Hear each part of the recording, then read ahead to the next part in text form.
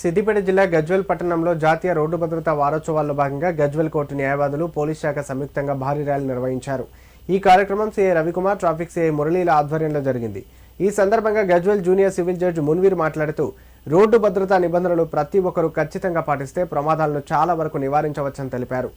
తల్లిదండ్రులు ఎట్టి పరిస్థితుల్లో కూడా మైనర్లకు వాహనాలు ఇవ్వకూడదన్నారు. ఎవరు కూడా సెల్ ఫోన్ మాట్లాడుతూ వాహనాలు నడపవద్దని, ఇది అత్యంత ప్రమాదకరమన్నారు. అజాగ్రత్తగా వాహనాలు నడిపితే ప్రాణ నష్టం జరిగి కుటుంబాలు అనాథలవుతాయని, కుటుంబ భవిష్యత్తును దృష్టిలో ఉంచుకొని ప్రతి ఒక్కరూ బాధ్యతాయుతంగా ప్రవర్తించాలని ఆయన కోరారు.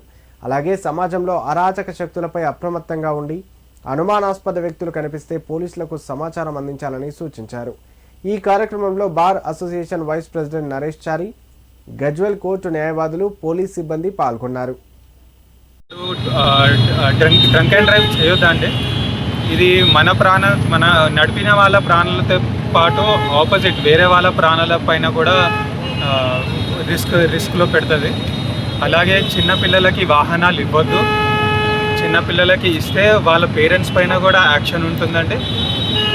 చిన్నపిల్లలు ఎవరైనా సరే రోడ్ క్రాస్ చేయడము చూసి చేయాలండి.